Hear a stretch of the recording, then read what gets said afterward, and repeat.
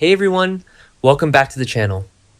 It is a fantastic day to dive deep into the absolute madness that is our favorite show. Grab a coffee, settle in, and let's get ready to break down all the jaw-dropping twists and turns coming up because Port Charles is practically on fire right now. Let's get straight into it. I cannot believe they actually went there with Jason. I mean, I am sitting here typing this at 2 a.m. staring at my screen and I am just completely losing my mind over this development. Jason is actually quitting the mob.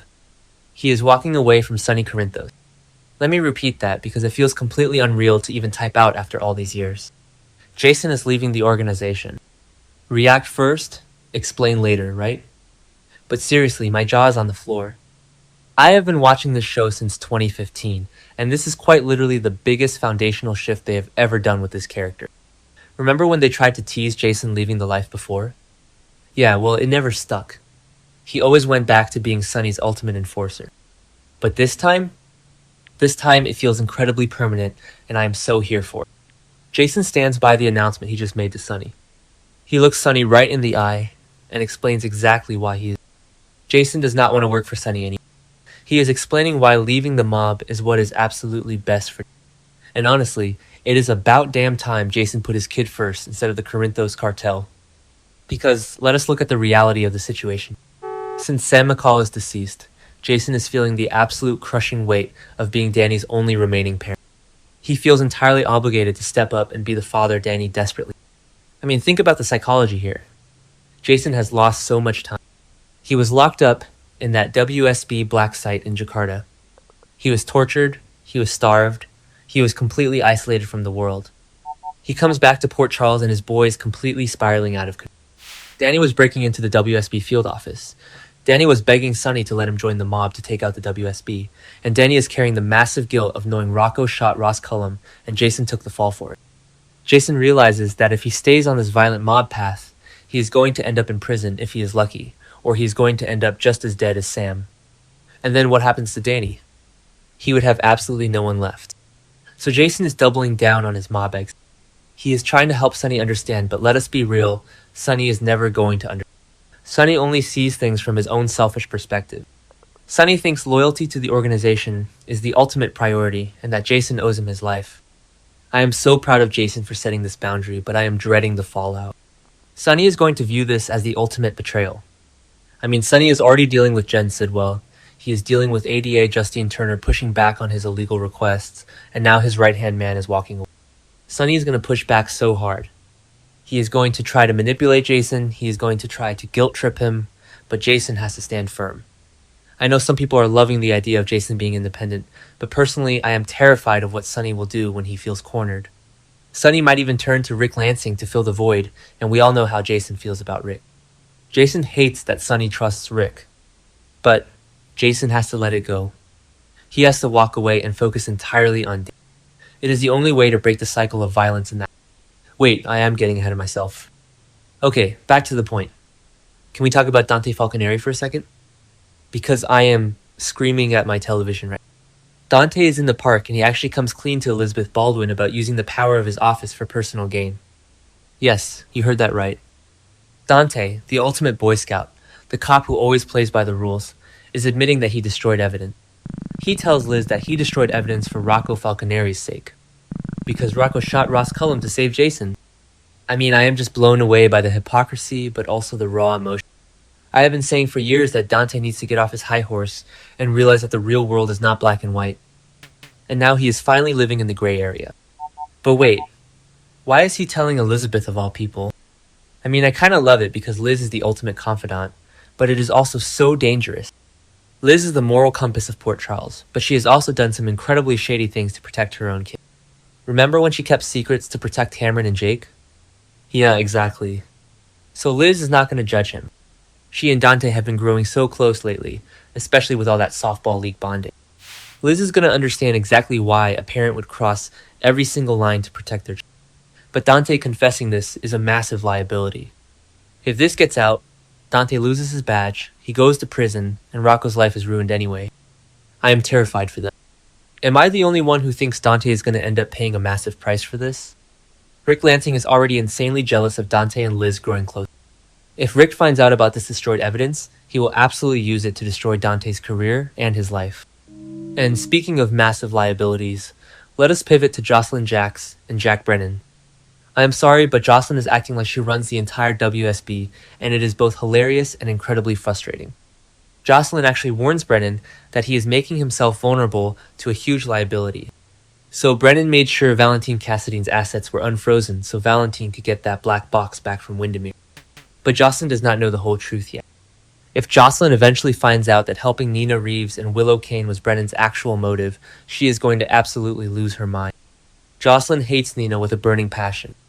If she finds out Brennan is risking his career and the agency's security to help Nina and Willow cover up their Drew Kane blackmail mess, Jocelyn is going to sound the alarm so fast.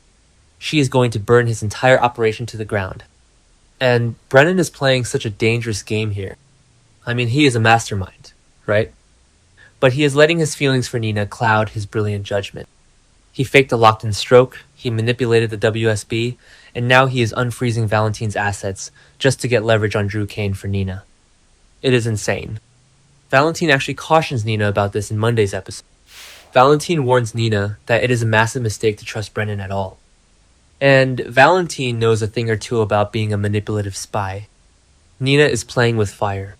She pushed Drew into the lake, she is trying to silence him, she is relying on Brennan, and she is completely ignoring Valentine's warnings. I know some people are loving this Nina and Brennan dynamic, but personally, I think it is going to blow up in her face in the worst possible way. Brennan is not someone you can just control. But wait, Valentine has his own massive problems to worry about. Anna Devane actually pulls Valentine aside and sounds the alarm about his relationship with Carly.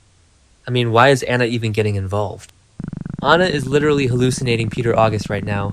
She needs to focus on her own fractured mental health. But no, she is sticking her nose into Valentine's love life.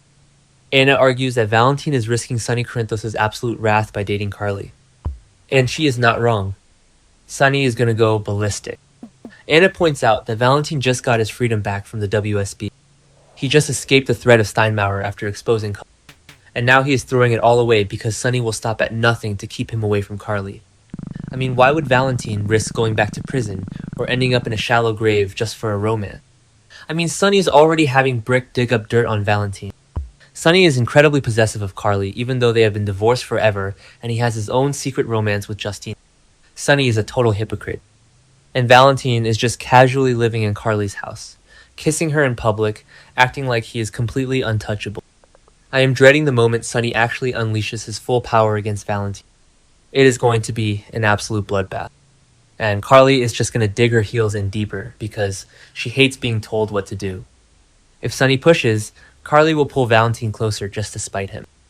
But Valentine is putting his entire future at stake here. He is playing a very dangerous game with a mob boss who has nothing left to lose. Okay, let me catch my breath for a second.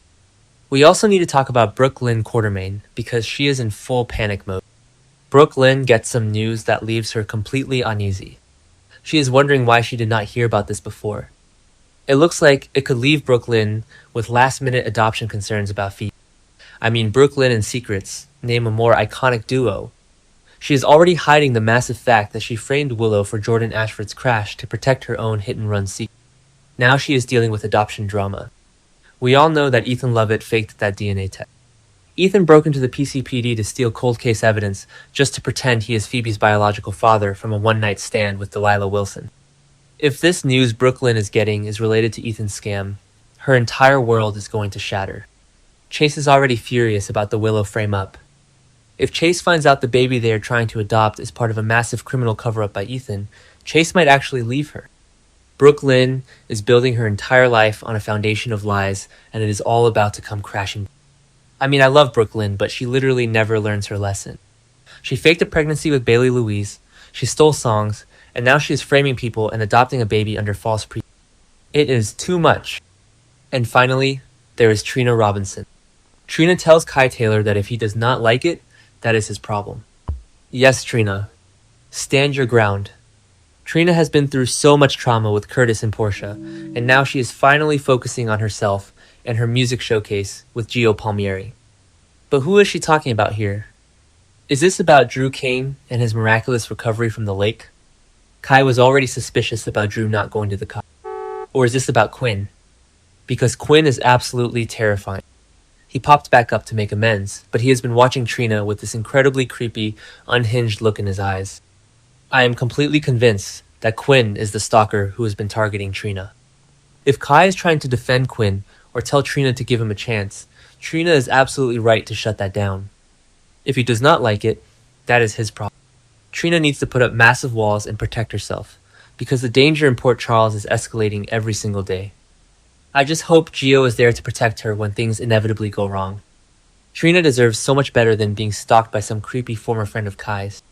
So to summarize this absolute roller coaster, we have Jason making the biggest, most life-altering decision of his entire existence by leaving the mob, Dante risking his entire police career to protect his son from a murder charge, Jocelyn playing with WSB fire by threatening Brennan, Anna projecting her hallucination-driven paranoia onto Valentine, and Brooke Lynn standing on the edge of a massive legal and marital cliff.